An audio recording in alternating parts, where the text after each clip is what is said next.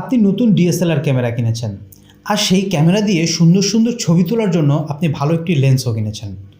আপনি যদি প্রথম হয়ে থাকেন অর্থাৎ ডিএসএলআর ক্যামেরা চালানোর ক্ষেত্রে একদমই নতুন, তাহলে আপনার মনে বিভিন্ন ধরনের প্রশ্ন আসতেছে। আর সেই সব প্রশ্নের ধারাবাহিক উত্তর দিয়ে আমি কিন্তু এই চ্যানেলে আপনাদের সাথে ভিডিও শেয়ার করছি। আপনি যদি সেই ভিডিওগুলো ফলো করেন তাহলে আপনার সেই সমস্ত ডিএসএলআর ক্যামেরার বিষয়ে যেসব প্রশ্নের উত্তর সেগুলো পেয়ে যাবেন। তাই অনুরোধ রইল ভিডিওগুলো ফলো করার জন্য। তো প্রথম অবস্থায় আপনার যদি ডিএসএলআর ক্যামেরা কিনে থাকেন তাহলে একটা জিনিস খেয়াল করে দেখবেন যে আমরা যখন ক্যামেরার বডির সাথে যে জায়গায় লেন্সটা অ্যাটাচ করি, লেন্সের মধ্যে ঠিক ওই জায়গা অর্থাৎ যে জায়গায় লেন্সের মাউন্টটা আপনার ক্যামেরার বডির সাথে লাগে ওই জায়গায় লেন্সের মধ্যে দুটি দাগ দেখতে পাবেন। একটি হচ্ছে লাল আর একটি হচ্ছে সাদা। সাদাটা চারকোনা থাকে, লালটা থাকে গোল। সেম একই দাগ আপনার ক্যামেরা বডিতেও দেখতে পাবেন। তো এই দাগ দুটো ক্যামেরা বডি কিংবা লেন্সের মধ্যে কেন দেয়া হয়, আদৌ কি এই দাগ দুটো আমাদের ক্যামেরা চালানোর ক্ষেত্রে কিংবা ক্যামেরা লেন্সের জন্য কোনো সহযোগিতা করে কিনা, বা এই দুটো দাগ দিয়ে আমাদের আসলে কি বোঝানো হয়েছে, সমস্ত কিছু আজকের এই ভিডিওর মাধ্যমে জানতে পারবেন। তাই অনুরোধ রইল যদি না জেনে থাকেন তাহলে ভিডিওটা কন্টিনিউ করুন, ভিডিও শেষে আপনার পুরোপুরি ধারণা হয়ে যাবে।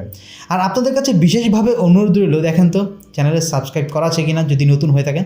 যদি না সাবস্ক্রাইব না করা থাকে তাহলে সাবস্ক্রাইব করে দেবেন, আর ভিডিও ভালো লাগলে লাইক দিবেন। কথা না বাড়িয়ে চলুন মূল আলোচনায় যাওয়া যায়। ওয়েলকাম ভিউয়ার্স, আজকের ভিডিওতে আবার আপনাদেরকে ভিউয়ার্স আজকে যে বিষয়টা নিয়ে আপনাদের সাথে আলোচনা করব, এই বিষয়টার সম্বন্ধে যারা পুরাতন কিংবা অনেক দিন ধরে ক্যামেরা চালাচ্ছেন তারা বলা যায় একদম ওস্তাদ, তাদের কাছে আর বলার কিছু নেই, তাদেরকে আর জানানোরও কিছু নেই। বাট নতুন যারা আছেন তাদের জন্য বিশেষভাবে অনুরোধ রইল ভিডিও কন্টিনিউ করুন। তো শুরুর দিকে তো আপনি দেখেছেন যে দুইটা দাগ থাকে, লেন্সের মধ্যেও দুইটা দাগ থাকে, আপনার বডির মধ্যেও দুইটা দাগ থাকে, লাল আর সাদা। তো আপনি যখন কোথাও ক্যামেরা কিনতে যাবেন, সেটা শপে হোক কিংবা যে কোনো জায়গায় হোক, আপনাকে শিখিয়ে দিবে যে লেন্সের যে লাল দাগটা সেই লাল দাগটা বডির লাল দাগের সাথে এক সমানে রেখে তুমি লেন্সটা হালকা মোচড় দেবে, লেগে যাবে, লেন্সটা বডির সাথে অ্যাটাচড হয়ে যাবে। সাদাটার বেলাও সেম একই। তো এটা তো আমাদের প্রথম দিকে শিখিয়ে দেওয়া হয়। হ্যাঁ, এই কাজের জন্য কিন্তু এই দাগ দুটো ব্যবহার করা হয়। এই কাজ ছাড়া কি আরও কাজ আছে? ভিডিও দেখতে থাকুন, জানতে পারবেন। মেন আলোচনা করার আগে আপনারা অবশ্যই যারা ডিএসএলআর ক্যামেরা চালান তারা এই দুইটা নামের সাথে কিংবা এই দুইটা শব্দের সাথে পরিচিত আছেন। এক হচ্ছে ক্রপ সেন্সর বডি, আর একটা হচ্ছে ফুল সেন্সর বডি, অর্থাৎ ফুল frame sensor body, crop sensor body কিংবা ক্রপ ফ্রেম বডি যেগুলো বলা হয়। তো এই দুইটা শব্দের সাথে তো আপনারা কম বেশি সবাই পরিচিত আছেন। তো এই বিষয় নিয়ে আলোচনা করতে গেলে ডেডিকেটেডভাবে আলাদা একটি ভিডিও বানাতে হবে। তো আমি শর্টভাবে আজকের আলোচনাটা বোঝার সহজের জন্য আমি শর্টভাবে আপনাদেরকে জিনিসটা বলি। ক্রপ সেন্সর আর full frame sensor. Crop sensor হচ্ছে যেই ছবি কিংবা ভিডিওটা করতেছেন সেটার ফ্রেমটা সাইজ একটু ছোটো হবে। এমন না যে আপনি ফুল এইচডির চেয়ে ছোটো করতে পারতেছেন কিংবা আপনার এইচডির চেয়ে কম ছোটো করতে পারতেছেন, রেশিও ঠিকই আছে, বাট ফুল ফ্রেম সেন্সরের চেয়ে ক্রপ সেন্সরের যে ফ্রেমটা সেটা একটু ছোট হয়। আর ফুল ফ্রেম সেন্সর সেটা হচ্ছে একটু বড় হয়, খুব একটা না, মানে আহামরি যে অনেক বড় তা না, সামান্য কিছু বড় হয়। তো আমি ক্রপ সেন্সর এবং ফুল ফ্রেম সেন্সর সম্বন্ধে ছোট্ট একটু ধারণা দেওয়ার চেষ্টা করলাম আজকের আলোচনাটা বোঝার জন্য। যদি এই বিষয়ে আপনাদের আরও কি বিস্তারিত জানার ইচ্ছা থাকে ভিডিওর কমেন্ট সেকশনে কমেন্ট করে জানাবেন। আমি এই বিষয়টা নিয়ে আলাদা ডেডিকেটেডভাবে একটি ভিডিও আপনাদের সাথে শেয়ার করব। এখন আসলে মূল আলোচনায় আসেন যে লেন্সের মধ্যে দুটি দাগ দেওয়া থাকে, একটা হচ্ছে সাদা দাগ আর একটা হচ্ছে লাল দাগ। লাল দাগটা গোল দেওয়া থাকে আর সাদা দাগটা হচ্ছে চারকোনা দেওয়া থাকে, ছোট ছোট দুইটা দাগই কিন্তু ছোট ছোট দেওয়া থাকে। তো প্রথম যেরকম বললাম যে দাগের সাথে দাগ মিলিয়ে হালকা মোচড় দিলে লেন্স লেগে যাবে। তো আপনারা এটা খেয়াল করে দেখবেন যে লাল দাগের সাথে যদি আপনি সাদা দাগ বডির সাথে মিলিয়ে লেন্স লাগাতে চান, লাগাতে পারবেন না। খুব মুড়ামুড়ি করলে কিংবা খুব জাতাজাতি করলে কী হবে, হয় লেন্সের পিনগুলো কেটে যাবে, ভেঙে যাবে, কিংবা হয়তো আপনার প্যাচটা কেটে যেতে পারে, আপনার লেন্স কিংবা বডিটাই বরবাদ হয়ে যেতে পারে। তো এই জিনিসটা খেয়াল করে তো আপনারা লেন্সের সাথে বডি কিংবা বডির সাথে লেন্সটা লাগান, তাই না? তো এছাড়াও কিন্তু আরও কারণ আছে। সেটা হচ্ছে যে সাদা যে ডটগুলো দেয়া আছে এই ডটগুলো মূলত এই ডটের যে লেন্সগুলো, এই লেন্সগুলো তৈরি করা হয় ক্রপ সেন্সর বডির জন্য। আর লাল যে ডটগুলো, এই ডটগুলো দেওয়া হয় যেসব লেন্সগুলোতে, এই লেন্সগুলো তৈরি করা হয় ফুল ফ্রেম সেন্সর বডির জন্য। আশা করি বিষয়টা বুঝতে পেরেছেন। তো এখন অনেকেই প্রশ্ন করতে পারেন যে ভাই আমি যদি ক্রপ সেন্সর বডির যেই লেন্সগুলো সেই লেন্সগুলো যদি আমি ফুল ফ্রেম সেন্সর বডিতে লাগাই তাহলে কি ছবি তুলতে পারবো না? হ্যাঁ, তা তুলতে পারবেন। আপনি যদি আপনার লাল ডট দেওয়া সাদা ডট আলা যেসব ক্যামেরাগুলো আছে সেগুলোতে আপনার মানে ক্রপ সেন্সর যে বডির যে চ্যানেল আপনার এই ক্যামেরাগুলো আছে সেগুলোতেও চালাতে পারবেন। আবার সেম একইভাবে ক্রপ সেন্সর বডির জন্য যেই লেন্সগুলো তৈরি করা হয়েছে অর্থাৎ সাদা দাগ দেওয়া, সেই দাগ দেওয়া যদি আপনার যেই লেন্সগুলো আছে সেগুলো যদি আপনি ফুল ফ্রেম সেন্সরে ব্যবহার করতে পারবেন। এক্ষেত্রে সমস্যা আছে ক্রপ সেন্সরের যেই আপনার লেন্সগুলো সেগুলোর ক্ষেত্রে। এখন যদি আপনি একটা ক্রপ সেন্সর যেই লেন্স অর্থাৎ সাদা ডট দেওয়ার যেই লেন্স, এই লেন্স যদি আপনি ফুল ফ্রেম সেন্সর বডিতে ব্যবহার করেন তাহলে কি হবে, আপনি যখন ভিডিও করবেন কিংবা আপনার ছবি তুলবেন, ছবির যে ফ্রেমটা সেটা কি হবে, চারপাশ দিয়ে কালো হয়ে যাবে।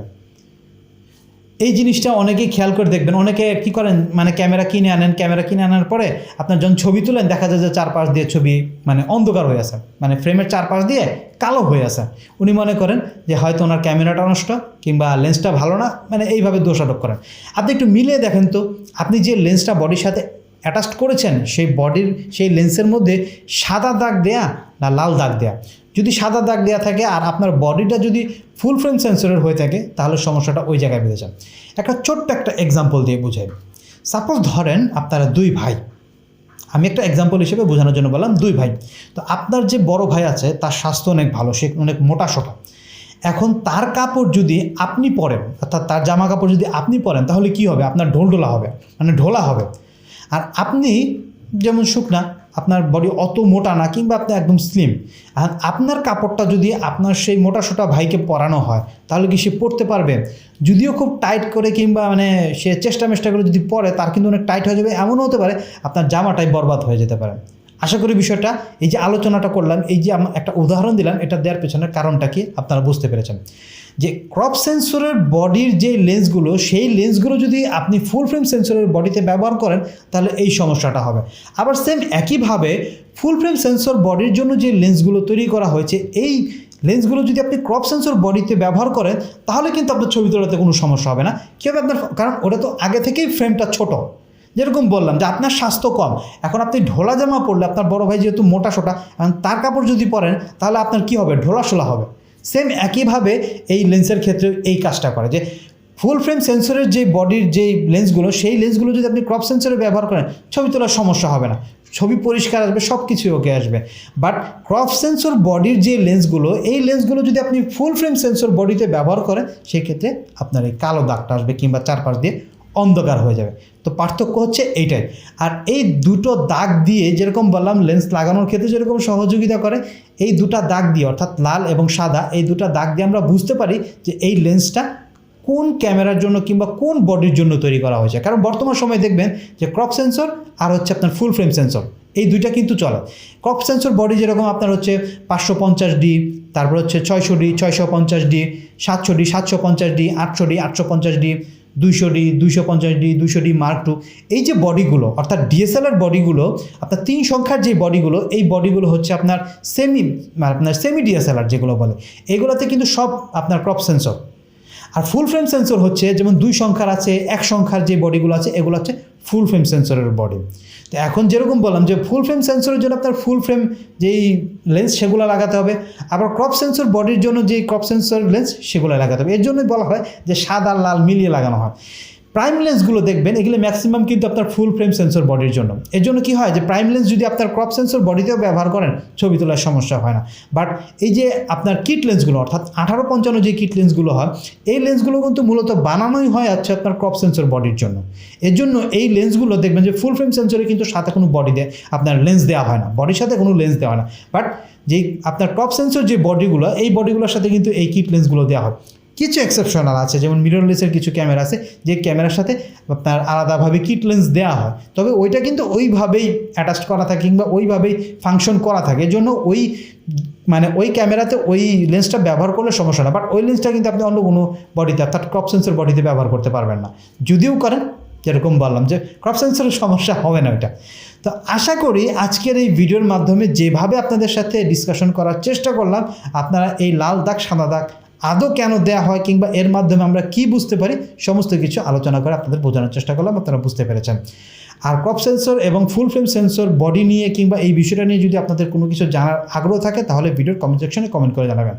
আমি এই আপনার লাল দাগ সাদা দাগ অর্থাৎ লেন্সের মধ্যে কিংবা বডির মধ্যে যে লাল দাগ সাদা দাগ থাকে এই বিষয়ে যদি কোনো কিছু এড়িয়ে যেয়ে থাকি সেটা কমেন্ট বক্সে কমেন্ট করে জানাবেন। এখন অনেকে প্রশ্ন করতে পারেন যে ভাই বডির মধ্যে তো দুইটা দাগই দেওয়া থাকে, ক্রপ সেন্সরে কিন্তু আপনি দুইটা দাগই দেখতে পাবেন, ফুল ফ্রেম সেন্সরেও কিন্তু আপনি দুইটা দাগ দেখতে পাবেন, আবার অনেক ফুল ফ্রেম সেন্সর ক্যামেরাতে দেখবেন যে একটা দাগ শুধুমাত্র লাল দাগ দেওয়া থাকে। তো যে ক্রপ সেন্সর বডি এটাতে কিন্তু আপনি বললামই যেরকম আপনি ফুল ফ্রেম সেন্সরের আপনার লেন্স ব্যবহার করতে পারবেন, ক্রপ সেন্সরের আপনার ক্রপ সেন্সরের যে লেন্স সেটাতে ব্যবহার করতেই পারতেছেন। তো এখন অনেকে বলতে পারেন যে লেন্সের মধ্যে তো অনেক সময় দেখা যায় যে আপনার লাল দাগ সাদা দাগ থাকে।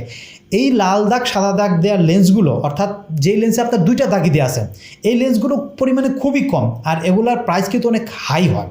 তো এই লেন্সগুলো পাওয়া খুব কষ্ট, বলা যায় আপনি অ্যাভেলেবল পাবেন না, খুব কষ্ট, মানে পাওয়া একদম না যাওয়ার মতনই। তো আশা করি এই বিষয়গুলো বুঝতে পেরেছেন। যেরকম বললাম যে এই সেন্সরগুলো যেরকম বললাম যে ক্রপ সেন্সর এবং ফুল ফ্রেম সেন্সরের একই লেন্সের এই লেন্সগুলো আপনারা সব বডিতেই ব্যবহার করতে পারেন। যদি ক্রপ সেন্সরে ব্যবহার করেন তাহলে আপনার ছবি তোলায় কিংবা ভিডিও করায় কোনো সমস্যা হবে না। আবার ওই লেন্সটা যদি আপনি ফুল ফ্রেম সেন্সরে ব্যবহার করেন তাতেও কিন্তু আপনার যে চারপাশ দিয়ে যে বর্ডার এসে যায়, কালো বর্ডার এসে যায় কিংবা কালো অন্ধকার হয়ে যায়, ওইটাও হবে না। এই লেন্সটার মেন সুবিধাই হচ্ছে এটা। আর এই সাদা দাগ কালো দাগ দেখে আপনারা এখন থেকে আমি মনে করি আজকের ভিডিওটা ফলো করলে কিংবা আজকের ভিডিও যদি মনোযোগ দিয়ে দেখেন আপনারা বুঝতে পারবেন যে এই সাদা দাগ লাল দাগ দিয়ে লেন্সের কোন লেন্স কোন ফ্রেমের জন্য কিংবা কোন বডির জন্য তৈরি হয়েছে বুঝতে পারবেন। যদি আজকের ভিডিওটা ভালো লেগে থাকে তাহলে অনুরোধ হলো ভিডিওতে একটি লাইক দেওয়ার জন্য। আর যদি চ্যানেলে নতুন হয়ে থাকেন কিংবা ভিডিওতে প্রথম হয়ে থাকেন তাহলে বিশেষভাবে অনুরোধ হলো চ্যানেলটা সাবস্ক্রাইব করে ফলো করার জন্য। আর চাইলে আপনারা আমাকে আমার সোশ্যাল সাইটে ফলো করতে পারেন, ফেসবুক, ইনস্টাগ্রাম, টুইটার, যেখানে ভালো লাগে। প্রত্যেকটা লিঙ্ক এই ভিডিও সহ এই চ্যানেলের প্রত্যেকটা ভিডিও ডেসক্রিপশন বক্সে দেওয়া আছে। ডেসক্রিপশন বক্স ওপেন করেন, লিঙ্কে ক্লিক করেন আর ফলো করেন। আর ভিউয়ার্স আপনাদের কাছে আরেকটা অনুরোধ যে আমার একটি গেমিং চ্যানেল আছে ইউটিউবেই, যেটি হচ্ছে সোহেব হাসান গেমিং। তো সেইখানে আমি বিভিন্ন ধরনের গেমিং ভিডিও শেয়ার করি আপনাদেরকে কিছুটা হলেও বিনোদন দেওয়ার জন্য। আশা করি ওই ভিডিওগুলো দেখলে আপনারা কিছুটা হলেও মানে এন্টারটেইনিং হবেন। তো আপনাদের সেই চ্যানেলটাও ফলো করার অনুরোধ রইল। ভালো থাকবেন সবাই, আগামীতে দেখা হবে আরেকটা নতুন কোনো ভিডিওতে। সেই পর্যন্ত সবাই অপেক্ষায় থাকুন এবং এতটুকু বলতে পারি যে সেই ভিডিওটা আপনার ডিএসএলআর ক্যামেরা চালানোর ক্ষেত্রে কিংবা ক্যামেরা চালানোর ক্ষেত্রে যথেষ্ট পরিমাণ হেল্পফুল হবে। ধন্যবাদ।